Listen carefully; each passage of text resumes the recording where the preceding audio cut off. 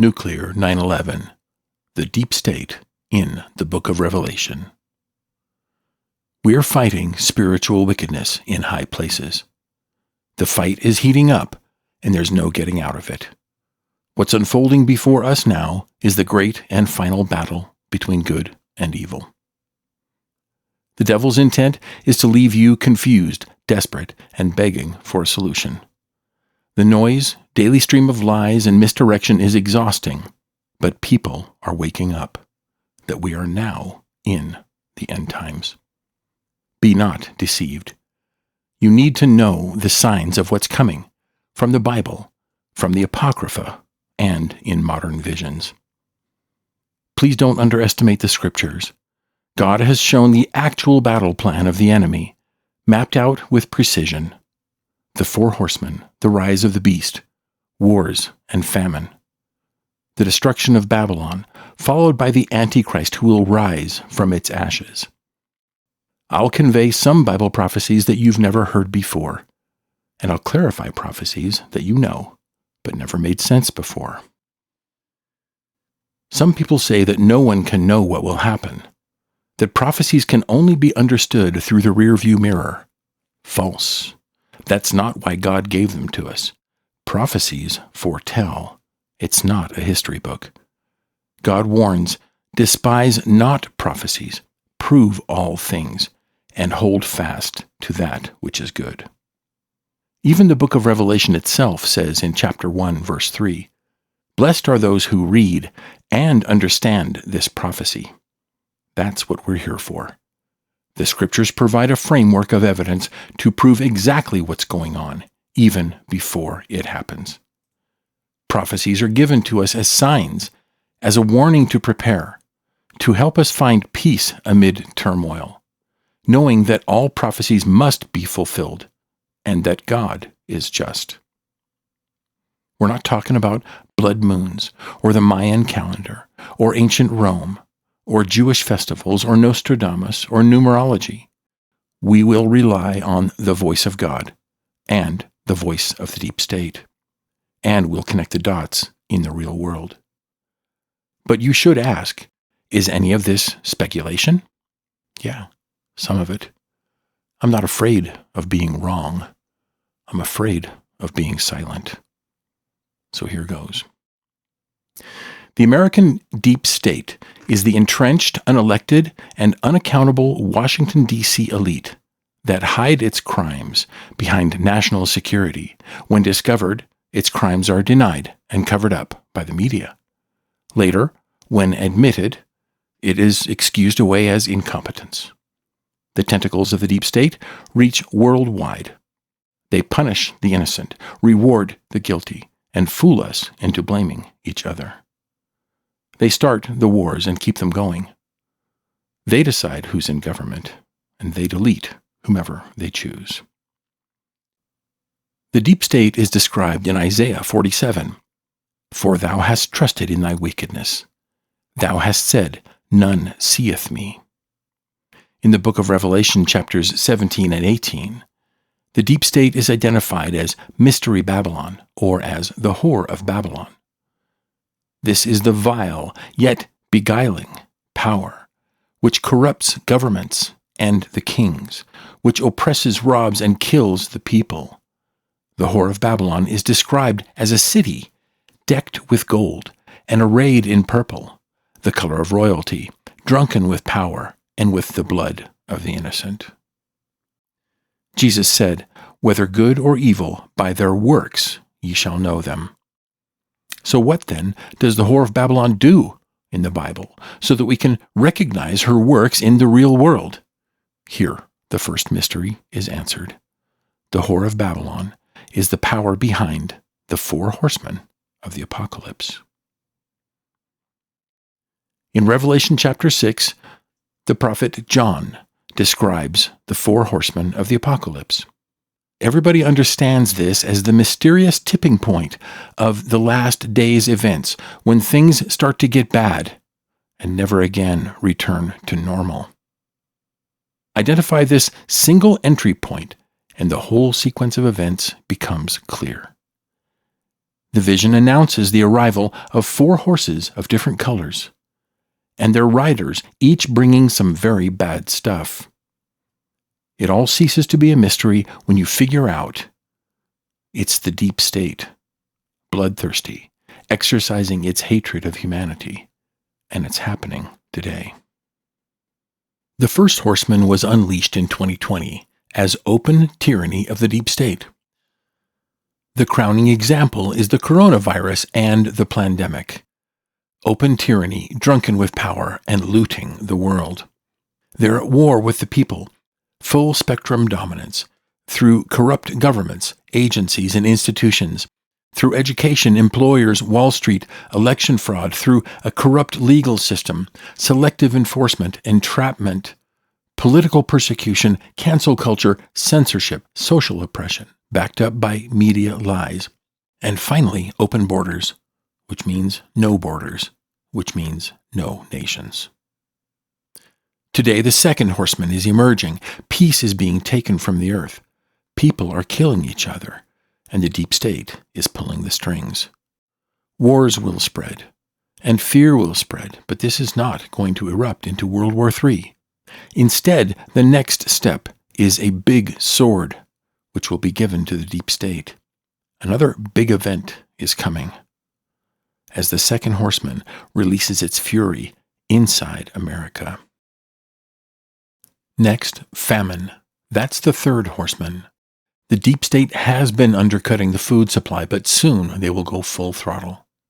Resources will disappear overnight, and the supply chain will be permanently redirected. This will bring hyperinflation or starvation for us, while the deep state bathes in abundance and opulence.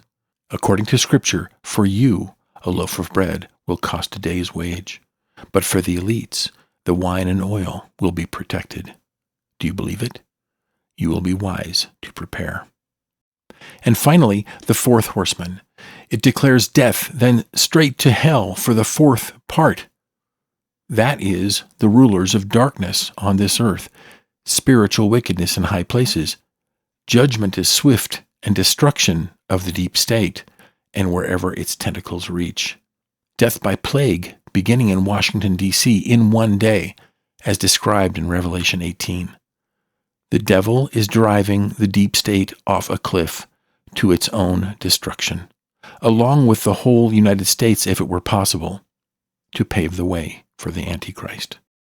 By their works ye shall know them. By the fruit of their labor ye shall know them. The devil rules in hell, but on this side of hell, the deep state imposes the evil agenda. All who go along with it for a paycheck, feigning ignorance, to enforce evil or defend it or allow it, if he does not repent and come unto Christ, he will share in the destruction of the whore of Babylon. God's judgments are just. You must learn and understand all of God's prophecies. You must not be caught unaware, and not be deceived by what must surely come about on the earth. But right now, we need to look at our immediate situation. It's December of 2023, and the second horseman has been emerging. It means war, border conflicts that will spread. And the deep state is gleefully sending money and arms anywhere to prop up the killing. It's horrible, but it's not World War III. It's not global nuclear annihilation. No nuclear exchange with Russia or China. Satan needs division, fear, desperation, and to crush the souls of nations from within. Please know this. In Matthew 24, speaking of the fearful end times in which we live, Jesus said, "Be not troubled." Why? Because fear and faith cannot coexist. But there's trouble everywhere. The wars are real. People are killing each other. There's got to be someone to blame. Who's the bad guy? Is it Putin? Ukraine? Is it Israel? The terrorists? China? Iran? Is it us? Are we the new Hitler? The brain shuts down. The mind-controlled programming takes over. Don't ask questions. We're sleepwalking our way into World War III. No one is causing it, and no one can stop it. Fear is poison. But the mental poison goes even deeper. As a conservative, if you hate the Ukraine war, but support the Israel war, that makes you a hypocrite. It dulls your sense of conscience and judgment and sets you up to fall for the next deception. The devil wants you in a state of paralysis, afraid to act, at least until late 2024, when the whole game will change and your window to prepare will diminish. In one day, the latent threat of World War III will appear at your front door. Fear will be in your face, and you'll trade anything for peace. But since it's a deal with the devil, you may give up your freedom, but you will still get war, and lots of it. The Savior clarifies all of this in just 2 sentences you'll be wise to believe. Matthew 24, 6 and 7. And ye shall hear of wars and rumors of wars. See that ye be not troubled. For all these things must come to pass, but the end is not yet. For nation shall rise against nation, and kingdom against kingdom. And there shall be famines and pestilences, and earthquakes in diverse places. You heard it. Be not troubled. The end is not yet. He's saying, don't worry, it's not nuclear annihilation. Yeah, it's bad, and it gets worse fast, and you better prepare. The King James Version says kingdom versus kingdom, but in the original Greek, the word is ethnos versus ethnos. That means these will be regional wars, border wars, race wars, holy wars, or riots within countries that grow into civil wars. Oh, I've heard the skeptics, that doesn't mean anything. Wars have been going on forever. True. It's not just war by itself. These are the wars that follow the first horseman. So you can know for sure it has truly started. The clock is ticking. You must prepare. The wars spoken of by Jesus are before us now. This is the second horseman. Jesus goes on to say what's next. Famines, that's the third horseman. Pestilences, that's the fourth horseman. Then earthquakes, that's the sixth seal, which according to the book of Revelation is the next calamity after the fourth horseman. But for now, let's remain focused on the second horseman. It appears to have 2 stages close together. First, when he arrives, he's not in battle, but wars break out and peace is taken from the earth. Then something changes, and the horseman takes up this big sword. So this sounds like an escalation. There's some kind of change that happens. It's probably not good. It's equally interesting to note that Christ also describes this in 2 levels. First, there's wars, and second, there's rumors of wars. Well, that doesn't seem like it's much to go on, but rumor? That's a false accusation, an act of war with false blame attached. Is Jesus Christ himself warning us of false flag attacks in our day, along the lines of 9/11? Folks, it's not hard to connect the dots. There's a big one coming, soon after the second horseman shows up, and he's already here. The false flag thing goes like this. Attack yourself, blame someone else, and start killing. That's the deep state. Oh, they love this game. They get to wrap it up in patriotism and push a lot of patriots into the kill zone, which at this point, killing patriots is the deep state #1 goal. So they're quite excited about this, and they're going to put on a really big show. It goes like this. We're under attack, and you're a straight Christian patriot conservative. Yeah, we've hated your guts for a long time, but today our country needs you. Now step into this meat grinder. Buckle up, everybody. These operations are planned far in advance, with elaborate cover stories, distractions, etc. So how do you know if an attack is a false flag? Well, here's the 6-point checklist.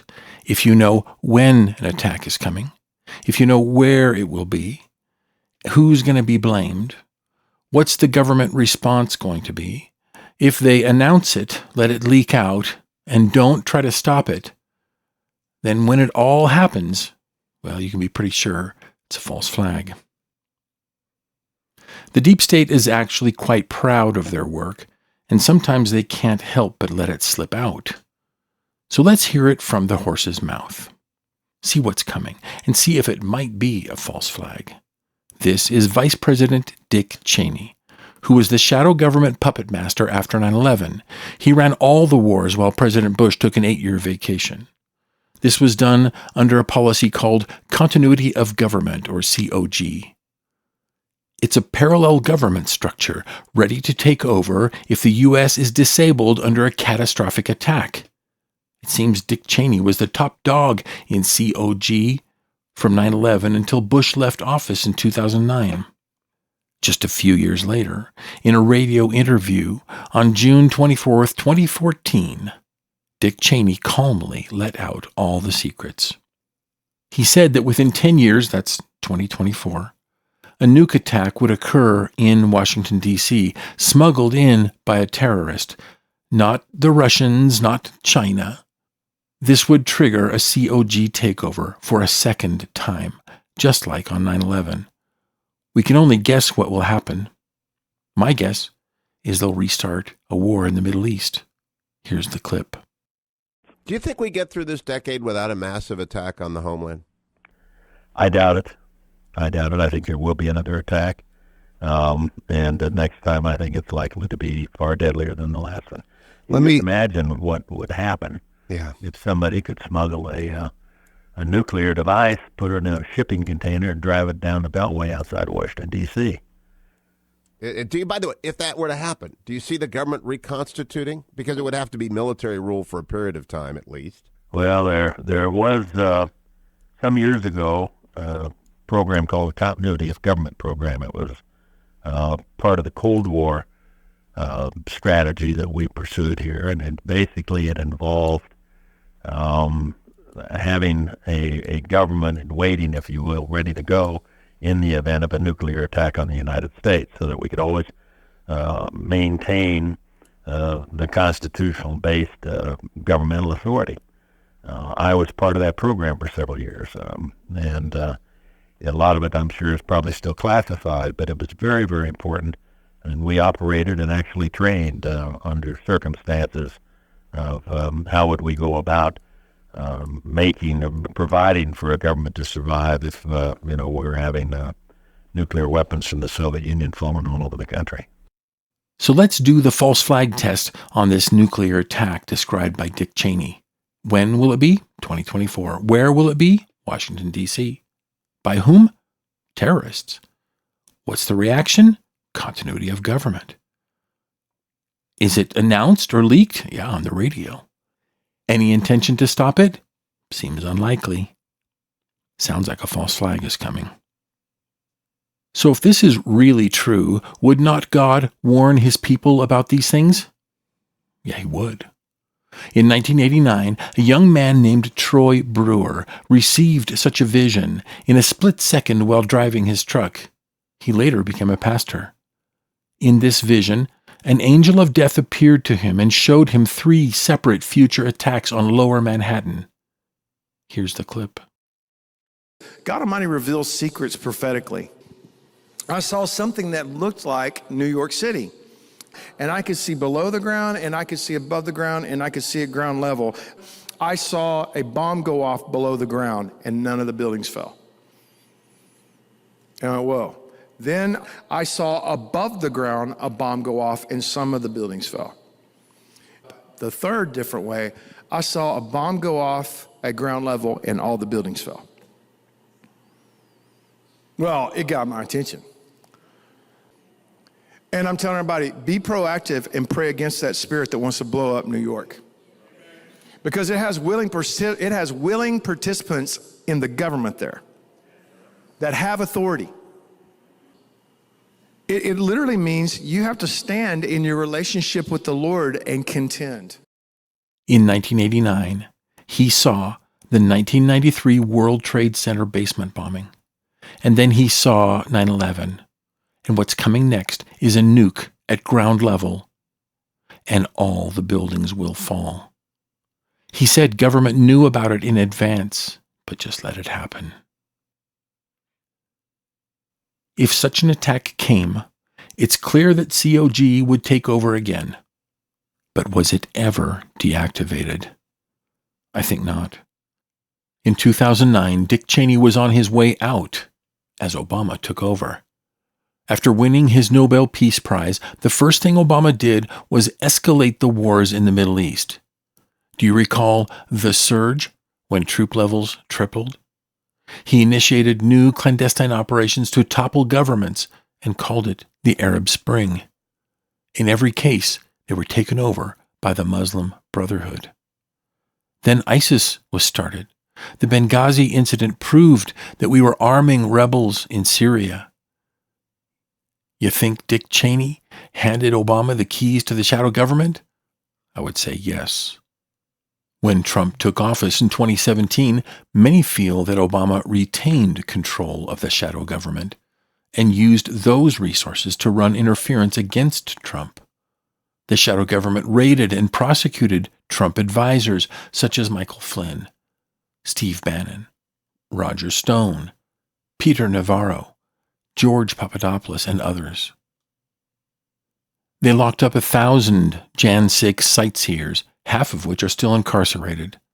They also bugged Trump Tower, drummed up fake scandals, fake impeachments, and finally the election fraud that was used to push Trump out of office, despite Trump having legitimately won the 2020 election. Even during the Biden administration, is Obama still in charge, running the Washington, D.C. shadow government, blowing up pipelines in Ukraine, payoffs to Iran, abandoning weapons in Afghanistan, and running down the U.S. economy? If so, do you not imagine that Obama would prefer to remain in power even after Biden is out? What if the election goes the wrong way? Could be game over. So a false flag takes care of all these problems. Under the laws for continuity of government and the War Powers Act, if the U.S. is under attack and Biden dies in office, an unfavorable election would get canceled, and the party in power remains in power. The Constitution would be suspended indefinitely until the wars are ended or the election process is restored. Unlikely. So, for this whole charade to work, 2 sets of dominoes must be prepared to drop and intersect flawlessly. First, a set of dominoes for the election. I'll explain all of that in a few minutes. Second, a set of dominoes for the false flag and war with Iran, which I'll explain right now. Casting blame is a big deal with false flag operations. You would imagine that an airtight plan must be formulated in advance. But back in the days of 9/11, they thought no one was paying attention. So things did not need to make sense. It was supposedly done by 19 Saudi hijackers. Did we attack Saudi Arabia? Nope. Instead, we destroyed every other Middle East nation except Saudi Arabia. Osama bin Laden denied having anything to do with it. With 9/11, none of the physical evidence made sense. The crime scene, the videos, the interviews. So it didn't take long for people to catch on that the whole thing was a diabolical farce. But this time, the deep state needs a better plan. They need one clear boogeyman, framed in advance, but not too far in advance. They need the public to jump to one conclusion and remain fixated in a state of fear or anger. And they need all witnesses and evidence to vaporize. Iran, as a target, has been on the deep state radar for a long time. So let's hear it from the horse's mouth. On 9/11, when Dick Cheney took over, immediately orders were given to destroy a list of countries that had nothing to do with the 9/11 cover story. Iran was one of them. In the days after 9/11, former General Wesley Clark was probing at the Pentagon, and this is what he heard. About 10 days after 9/11, I went through the Pentagon and I saw Secretary Rumsfeld and Deputy Secretary Wolfowitz. I went downstairs just to say hello to some of the people on the Joint Staff who used to work for me, and one of the generals called me and he said, "Sir, you got to come in and talk to me a second." I said, "Well, you're too busy." He said, No. He says, we've made the decision we're going to war with Iraq. This was on or about the 20th of September. I said, we're going to war with Iraq. Why? He said, I don't know. He said, I guess they don't know what else to do. So I said, well, did they find some information connecting Saddam to Al-Qaeda? He said, no. He says, there's nothing new that way. They just made the decision to go to war with Iraq. He said, I guess it's like we don't know what to do about terrorists, but we've got a good military and we can take down governments. And he said, I guess if the only tool you have is a hammer, every problem has to look like a nail. So I came back to see him a few weeks later, and by that time we were bombing in Afghanistan. I said, are we still going to war with Iraq? And he said, oh, it's worse than that.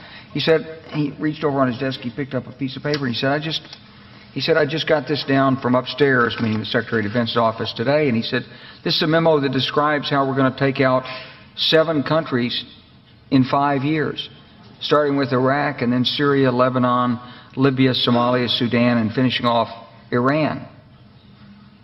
I said, is it classified? He said, yes, sir. I said, well, don't show it to me. He said, finish off with Iran? Is this still yet to come? Did he mean finish off America or finish off Iran? Well, maybe they gave up or called it quits or just forgot about it. Nope, there's more. A decade later, in 2012, under Obama, war with Iran is still a plan, openly discussed. For example, Patrick Clausen, a D.C. insider, was quite deliberate about it, and this is what he had to say. We have to face the distinct possibility that our campaign of greater pressure on Iran will not influence the Supreme Leader. And if that's the situation we face, we should find that out soon. Because in that situation, we are headed towards war. I frankly think that crisis initiation is really tough. And it's very hard for me to see how the United States president can get us to war with Iran. Which leads me to conclude that if, in fact, compromise is not coming, that the traditional way of America gets to war is what would be best for U.S. interests. Some people might think that Mr. Roosevelt wanted to get us into World War II, as David mentioned. You may recall we had to wait for Pearl Harbor. Some people might think Mr. Wilson wanted to get us into World War I. You may recall he had to wait for the Lusitania episode. Some people might think that Mr. Johnson wanted to send troops to Vietnam. You may recall we had to wait for the Gulf of Tonkin episode. We didn't go to war with Spain until the until the Maine exploded. And may I point out that Mr. Lincoln did not feel he could call out the Federal Army until Fort Sumter was attacked, which is why he ordered the commander at Fort Sumter to do exactly that thing which the South Carolinians had said would cause an attack. So if, in fact, the Iranians aren't going to compromise, it would be best if somebody else started the war. But I would just like to suggest that one can combine other means of pressure with sanctions. I mentioned that explosion on August 17th. We could step up the pressure. I mean, look, people, Iranian submarines periodically go down. Someday one of them might not come up. Who would know why? We are in the game of using covert means against the Iranians. We could get nastier at that. In essence, how do we get to war with Iran? Well, false flags, of course, and here's how we can do it. Today, Obama is still in control, so framing Iran for a false flag attack is still a focus priority to get war started. But will you fall for it? Will anyone be fooled? Even for the deep state, this could be tricky. Here's a list of 6 what-ifs that must be addressed in advance. What if no one believes it? What if they can't get the war started? What if the UN intervenes? What if a president stops it and peace breaks out? Worst of all, what if Iran surrenders? Or what if we get a quick victory before all the patriots are dead? No. This will not do. The deep state intends to eliminate all of these possibilities, you'll see. The plans are specifically designed to make sure none of these things can happen, and some of this is indicated in Scripture. I'll explain as we go. Today, the propaganda is gradually heating up. Biden paid $6 billion to Iran. Oh, extra cash for terrorism. Iran must have funded the attack in Israel. And terrorists are at the Rio Grande, wading across with help from the Border Patrol. Suspicion is certainly being planted in your brain, but it does not constitute a threat of war from Iran. So pretty soon, going to have to get some deep state terror going. Actual blood and guts in the streets, inside the U.S., but that still won't do the job unless there's also jihadi uprisings within Iran. The Bible describes how this is going to happen from the book of Daniel in chapter 8. The entire chapter is a tricky parallel prophecy about Iran in the last days, but also mirrors ancient times. This vision about Iran, anciently referred to as the Medo-Persian Empire, shows a ram with two long horns, or kings. One is longer or more powerful than the other. Iran has two leaders. That's not very common. The shorter horn is the elected president. He took office very recently, just 2 years ago. But Iran's supreme leader is more powerful. He's the longer horn. He's been in office for 35 years. And it's a lifetime appointment, so there's only one way out of that job. Now here's the prophetic twist. Daniel chapter 8 says that when this war begins, the supreme leader will have been in office for less time than the elected president, less than 2 years. If you catch what that means, in order for this prophecy to be fulfilled, the supreme leader is going to have to wind up dead and be replaced before the war begins. Bingo. Now you can see how the dominoes are set to fall. It goes like this. Perhaps in the spring of 2024, the world will experience another unanticipated gut-wrenching event. Bad news about the supreme leader of Iran. After months of being demonized by the deep state media, the Ayatollah Khamenei, an 84-year-old iconic religious leader in the Islamic world, will be brutally assassinated. I'm guessing in public, at a religious event, in the open, broad daylight, on video from multiple angles. The victorious CIA assassins will publicly be given special honors and do worldwide broadcast interviews with play-by-play video accounts of the whole operation, especially the kill shot. Biden will immediately jump in front of the news cameras with, "I did that." The media will gush with praise. Biden is a military genius, snapping the head of the snake with surgical precision. We came, we saw, he died. Then comes the blowback. Riots, uprisings, and fear of war, criticism of Biden, and they'll enthusiastically change their story to, "Trump did it too, he killed Soleimani." As they play video of Soleimani's execution, this is not intended to heal wounds, but to rub Iran's face deeper into the dirt for a specific purpose. Mass riots and violence will break out worldwide. In the U.S., the Antifa BLM terror network will put on new costumes for another round of election year violence. The deep state will supply proper jihadi attire, makeup, paychecks, buses, bricks, explosives, kerosene, matches, food trucks, and drones. The liberal media will praise the peaceful protesters as they destroy churches, loot, kill, and burn U.S. cities for the news cameras. Fox News and Ben Shapiro will say exactly what they want you to think. This new wave of terrorism is clear evidence of the Iranian terror network, suicide bombers inside the U.S., probably with nukes in their backpacks, waiting for orders. Well, that's quite a leap. But if it's true, you can bet the FBI will find them. Unfortunately, the FBI is busy helping out the rioters. Then it's off to the next city, so there's no time for investigations. And no one will be arrested. Coming up next, a new supreme leader will appear. He too must be demonized. What if he's a peace lover? We need a holy war. So, not knowing a thing about him, the CIA and media will paint him as a bloodthirsty extremist. The deep state does this all the time. In the news today, Iran installed a supreme leader, a known advocate of terror. Jihadis across the Middle East are uniting. Some say it's the return of the 12th Imam, the Mahdi, the Islamic Antichrist who will arise to slaughter Christians and Jews. So when this breaks, everybody will instantly have some homework to do, straight to Google, to figure out what is this 12th Imam thing, or Mahdi, or whatever it is. We're talking about Islam's primary messiah figure for the end times. And the deeper you dig, the more this character sounds like the Antichrist. First and foremost, he will be victorious in battle, killing the infidel, the great Satan, America.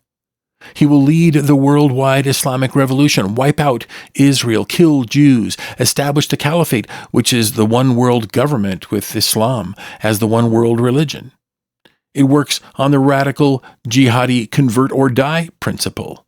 You must deny Christ or your head will be disconnected. Sounds more like the Antichrist every minute. So if the controlled media merely accuses the supreme leader of thinking he's the 12th Imam, is that enough to trigger any of these conditions? Will Iran be suddenly victorious in battle, like some kind of miracle? Yep, that, at least, could be arranged. Someone pulling the strings inside the U.S. will arrange mass death of U.S. troops at the onset of battle in Iran. And I can hear the lashback. Who could possibly know if that will happen? Maybe God? As we know, he ain't talking. And besides, nobody knows. My reply? Yep, you've been listening to the devil too much. So Satan's goal here is to break all nations against each other, except in the Middle East, where he wants to unify Islam for war against America. And the deep state wants to help out. That's Obama's legacy of war-making strategies. First, arm the enemy. Why do you think the U.S. has left vast armaments behind in the Islamic nations? In Daniel 8, verse 3, the prophecy describes that just before the war begins, Iran will gain influence over the nations surrounding it on all sides. Check your map. That includes countries like Afghanistan, Iraq, Turkey, and Pakistan. All are Muslim, and all are militarily significant, in possession of vast arms from the U.S. This prophecy makes it clear that the U.S. will not be at war with Iran alone, but against a coalition of Islamic nations. This is how the dominoes are set for the false flag and then war in Iran. Now we're going to change gears to what's going on in the U.S., but we're not going to look through the lens of the news or political debate. Yuck. We'll look at prophecy, something you probably have never heard before. With it, God allows us to foresee some crazy stuff coming within the U.S. political power structure. That probably sounds impossible. So now I must share with you the motherlode of all biblical last days prophecies. It proves the timing of upcoming events. It connects the dots with other end times prophecies. It's about the American deep state and how the U.S. plays a central role in the last days prophecies. Written 2,500 years ago, this vision starts by precisely mapping out U.S. presidential succession in the final 100 years up to the appearance of the Antichrist. It pinpoints the autumn of 2024 as a massive point of transition. So it's time to dust off your scriptures. We'll be working from the King James Version of the Apocrypha. The name Apocrypha suggests secret or hidden. Justifiably so, as this 300-page section of the Old Testament was ripped out of the Bible 150 years ago by the devil to keep you from finding it. We will concentrate on just 2 chapters. It's a vision of the last days called Ezra's Eagle. In the book of 2nd Esdras, chapters 11 and 12, the ancient prophet Ezra is informed by God to prepare himself, because in the morning he will be shown the last days. The vision is of an eagle. God explains that this eagle represents the beast with 10 horns, or the fourth Babylon, or the legs and feet of iron shown to Daniel in Nebuchadnezzar's dream. God explains that Ezra's vision adds other information not seen by Daniel. You should understand that John the Revelator also saw the same beast. His vision supplies additional details, such as the whore of Babylon, the purpose of the 10 horns, the mystery of the 7 heads or 7 nations, the destruction of Babylon, the mark of the beast, etc. With Ezra's eagle, all of these finally make sense. Thus, Ezra's eagle and Daniel's visions and the book of Revelation are 3 parts of the same story, which when put back together will unveil in precise detail exactly what's coming. This is truly mind-blowing. This image on the screen now shows the main elements of Ezra's vision. It's an eagle standing upright with 3 heads, wings outstretched. There's a row of individual feathers protruding from the edge of its wings. These represent U.S. presidents in chronological order, starting on the right side and continuing on the left side. Oddly, the heads are silent. The eagle body does the talking and controls the succession of presidents. The eagle body represents the deep state. The 3 heads are asleep and represent former U.S. statesmen, powerful individuals. When these guys wake up, all hell breaks loose. Especially that guy in the middle, though he looks innocent enough. Meanwhile, if we overlay the history of presidential succession with this prophecy, we can figure out the timeline, as shown in this image. The vision explains that the length of the feathers indicates vital information. Starting on the right side, the second eagle feather is identified as being twice as long as any of the others. This is FDR. The prophecy explains that after he rules, no other president will serve in office for more than half as long. God is talking about the presidential 2-term limit, which was introduced in the 22nd Amendment after FDR. And somehow, this is provided as a clue from the dust about something that is going on today. I also need to explain about short feathers, highlighted in red. A short feather, as understood from the prophecy, is when a president is taken out prematurely by the deep state before having fulfilled the terms to which he was elected or installed. On the right side, there's JFK and Nixon. Here we go. Prophecy settles the burning question that the deep state did execute JFK and that the deep state ran Watergate to push Nixon out of office. Well, the whole JFK thing is obvious, but Nixon, wasn't he a monster? Well, if so, how is it true that Nixon's re-election was nearly the biggest landslide victory in U.S. history? He won 49 states. That's 97% of the Electoral College.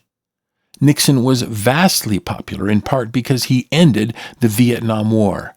But to the deep state, that's a big no-no. So they invented Watergate. Next up, Trump and Biden. Both are also shown as short feathers. How is Trump a short feather? Was Trump fraudulently forced out by the deep state? God is setting the record straight again. The deep state hates Trump, so they tried every trick to remove him, and all failed until they finally defrauded the 2020 election. If the prophecy is true, then Trump was actually elected to 2 terms, as prophesied by Kim Clement, but was pushed out by the deep state, serving 0 days of his 2nd term. Similar to Nixon, Trump vacated office voluntarily under pressure. Ordinarily, under such circumstances, the VP would eagerly take office, but it's clear Pence was also in on the fraud. The majority of voters are sickened by all this, but it was fulfillment of prophecy. It's irrefutable evidence that the prophecy is true, so that we know in advance what is coming based on this prophecy. Now we get to unravel prophetically what will happen with Joe Biden. Biden was not elected. He was installed by the deep state. In a different way, Gerald R. Ford, who took over after Nixon, was also never elected. He was installed by the deep state.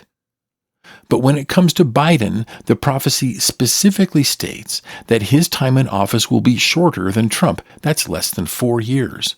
Time's running out. Prophetically, Biden will be terminated sometime before the final day of his single-term presidency. That's before January 20th, 2025. When trying to figure out how the dominoes might fall, remember that as a short feather, Biden is terminated by the deep state. Death from natural causes or accident doesn't apply. Or if he's legitimately impeached or removed under the 25th Amendment, or if he were to lose an election. So don't concern yourself with any of those in Biden's case. Guaranteed, this will be a deep state operation, with a really great cover story like a lone gunman or an accident, or to make his death look like an enemy attack. That's a hint. And we have more information to go on, but first I must explain about detached feathers. In this drawing, you can see that the feathers on the right side are holding together pretty well, but on the left side, presidential succession completely falls apart. There's a bunch of feathers that are detached, and there's a big gap that must be explained. There are 2 detached feathers shown after Biden, and they're a huge clue. They're described as contending to take office after Biden. That's an election, already pared down to 1 candidate from each party. But as this prophecy describes, neither of these 2 feathers will become president. Immediately after Biden is eliminated, these 2 feathers also get devoured. The candidates are toast, and the election is canceled. Then if you look farther off to the side, there are 2 more detached feathers. They are the Antichrist and the false prophet who will take over later by stealth, after some very bad stuff happens. We'll get to them later. But for now, it's plain from this prophecy that elections are a thing of the past. Transfer of power from this point forward will be accomplished by coup, or by murder, or by stealth. This is informing you that the Republic, our representative form of government, is already gone, and it ain't coming back. So let's drill down into exactly what will happen in the 2024 election. According to the prophecy, Biden dies while in office. Then the candidates are both eliminated together. So prophetically speaking, it's certain that Biden will not receive the nomination of his party, even if he wins the primaries. It means that Biden will be eliminated during the election season after the party conventions. On the calendar, that's between late August to early November 2024. As I see it, the Democrats don't care who wins as long as puppets are in all the key positions, and the deep state power structure remains in control. There'll be no debates and probably not much campaigning. Election rigging will push big numbers for Biden, despite near zero turnout at the polls. Seeing this, the other Democrat candidates will concede and fall off the radar.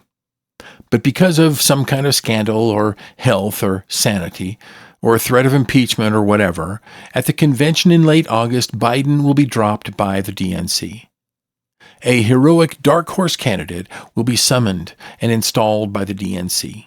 The liberal media will be thrilled to have anyone but Biden, so they'll jump behind the new candidate and begin the familiar hero worship campaign script. So what's up for Trump? Trump will ignore all of the other candidates. Trump's campaign is to play for the crowds and campaign against the deep state, to constantly reinforce that he will expose and dismantle their systems of corruption. Trump will not be assassinated. He will seem bulletproof. Lawsuits and criminal prosecutions against Trump will proceed, but fail to stop him. The more the deep state hates him, and the more the media hates him, the more America loves him. Voters can feel a Republican landslide coming. This is indisputable to anyone with a pulse, but scores of the deceased voters will staunchly side with Biden. The polls will confirm. Fortunately, the energy is undeniable, and the crowds do not lie. But the media will lie, hesitantly saying Trump's name with a well-rehearsed, vomitous gag. Ah, the smell of victory. But it's all an act. Seen as insanely popular and indestructible, at precisely the last minute, Trump will suddenly be disqualified on what looks like a technicality, guilty of no crime. The media, already aware of this, has been instructed to play along that this time the election is for real. It's their role in the psyop. Please remember that the Ezras Eagle prophecy is in part about the 22nd Amendment. This is the prophetic indication of how Trump will be disqualified. In the deep state court system, all 2020 election fraud cases are immediately thrown out. They're dismissed before they start, or if you have a bunch of money, they'll run in circles until you're bankrupt, and then they'll be thrown out. This is controlled by the deep state. But somewhere in the bowels of the judicial system, an election fraud case will quietly be filed by an unknown deep state plaintiff in front of a deep state judge. Mysteriously, this one will be allowed to proceed, completely off the public radar.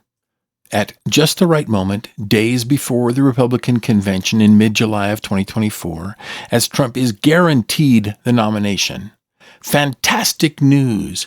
A victorious court verdict will emerge. Election fraud is proven. Trump was elected in 2020, and after reviewing all of the evidence, the judge will further determine that Trump voluntarily abandoned his second term in office. Thus, according to the 22nd Amendment, having already been elected twice, Trump cannot be elected a third time. The media will roar. The scandal will rock the globe. Trump is out, disqualified on term limits. But the final dagger will be handed to the RNC. The RNC will sell Trump out in a New York minute. But first, they will hold a mock hearing for the world to see, live broadcast as if it's the trial of the century. The scene is 3 RNC executioners seated at a table in a dark room wearing black hoods. There'll be no swearing in, no opening statements, no interrogations. Only one person will speak, seated alone under the lights. Without being asked, Mike Pence will spontaneously recount, as an eyewitness in the Oval Office from the time in question, that Trump voluntarily abandoned the office of president. The gavel will go down, and Trump will be thrown out. Will the RNC now do what they always do? Install a confirmed scumbag loser? A Trump hater, hated by Trump lovers? An establishment gopher? It will be a déjà vu nightmare. Honestly, they would reanimate John McCain if they could. But Pence paid his dues. On Jan 6, Pence took the 30 pieces of silver. Then a second time drove the stake into Trump's heart. He earned it. So let's play out the nomination scenario for Pence. After the show trial, the RNC will pretend to go deep underground for days of backdoor dealing. Finally, a grateful RNC will emerge with an unexpected surprise announcement. The nomination will be awarded to Mike Pence. Why? Well, in the name of justice, of course. Considering Trump stole the vice presidency from Pence when Trump betrayed America by vacating the Oval Office without a fight. Pence will accept the Republican nomination to recorded applause from a secluded location. The media will crown Pence as the new lifeblood, the savior of the heart and soul of the GOP. But is Pence a racist, homophobe, bigot? Not anymore. A worthy opponent. Could he possibly beat Biden? Let the speculation begin. Fox News and Ben Shapiro will instantly jump on the bandwagon. As the official voice of the right, they point out that anyone can beat Joe Biden, so Pence will do just fine. Of course, voters with a pulse feel differently. They are ripped beyond expression, disgusted, and close themselves off to the whole process. They would rather vomit than vote. Sensing this, the deep state must act fast. They push the button on pre-cooked violent protests, already pre-staged across the country, staffed by FBI agents, all wearing MAGA hats and COVID masks, throwing Molotov cocktails. The media will disapprove. Bystanders will be jailed. Democrats will be released. Against this backdrop, just 4 weeks later, in August, at Chicago, the DNC will, in a similar manner, put away Joe Biden and wheel out Michelle Obama. You are in a slow-motion train wreck. But you think it's an accident? This is the election psyop. Every part planned long in advance. The deep state message is being whiplashed into your brain. Your passion is misguided to save something that no longer exists. Government of the people, by the people, and for the people has long been extinguished from the earth. If you disagree, you're an insurrectionist. This is how the election dominoes are staged, waiting to intersect with the false flag. And that's what's coming next. But first, we must return to Ezra's Eagle to understand who in the heck are these three eagle heads, and what are they going to do. Symbolically, the sleeping eagle heads represent former statesmen. After leaving office, they no longer appear to have any voice in government. But when things heat up in this vision, the sleeping eagle heads wake up, take action, and cease to be dormant. According to Scripture, the eagle heads are not equal. The first eagle head in the center is more powerful than the other two. They are described as the active heads of three polarized kingdoms within the nation. These kingdoms have been recently revitalized or invigorated, which means that people have been separating and polarizing into these three political factions. In territorial terms, you might say red states, blue states, and Washington, D.C., which is not a state at all. Another way to understand this is 1. The establishment, 2. Patriots and conservatives, and 3. Leftists and feminists, in that order. So let's take a stab at this. Who are these persons? Powerful former office holders, figureheads to each of these three factions, political icons, able to influence large segments of society. I will pose that the three eagleheads are Obama, Trump, and Hillary. And since these guys play a central role in the prophecies going forward, when I'm talking about the deeds of each of these eagleheads, I will instead use their names. The eagleheads also pop up in the book of Daniel, chapter 11, verse 11 forward, which describes the upcoming war very clearly. I'll point out where Obama, Trump, and Hillary fit in these prophecies as we go along. But, you say, they hate each other's guts. Why would they collaborate? Well, this is how it works. Each of them has made a deal with the New World Order or the globalists or the Antichrist. They have not made a deal with each other. They each have separate roles to play, according to what they feel is in their own agenda. The Antichrist is behind the scenes in control. He needs to deceive you and the entire nation, left, right, and the deep state, to drag the nation to its near destruction. Imagining that these three figures are unified is part of the deception, that you should go along wherever it leads, so the dominoes can start falling. Then, in late 2024, 5 prophetic events unfold in rapid succession. These events are described in Ezra's Eagle. Cast your mind into the mood of the nation at this time. It's August 2024. War with Iran is looming. Unemployment and inflation are worse every day. Election year violence has been the worst ever, but no one knows what they're fighting about. Trump is out. The election is toast. Patriots are stunned, withdrawn. But despite what you think or feel, when early September comes, there's one thing we can all agree on. It's that we should forget ourselves and stop for a minute to acknowledge September 11th.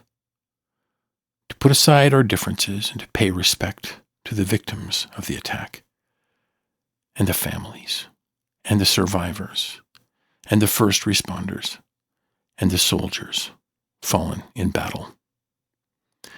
Ordinary people gather at Ground Zero. Workers gather. The UN is in session, but breaks to allow 10,000 global delegates to gather. Certain politicians gather. The names are read. As the eyes of the nation are fixed, the city goes quiet.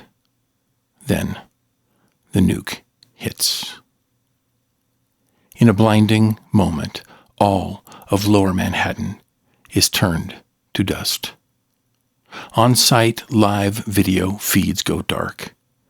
Commentators in studios nervously interject, apologizing for technical difficulties. Until minutes later, they cut to a remote video feed showing the mushroom cloud. Dear God, what have we done? The silence echoes in your ears. Time stops. The frantic chatter of what's going on bounces off your brain. Until an hour later you hear Washington, D.C. has also been hit. A few more hours pass. More massive explosions are reported. Still trying to make sense of it. They're at remote locations across the U.S., in open fields, in small towns, even at some military bases.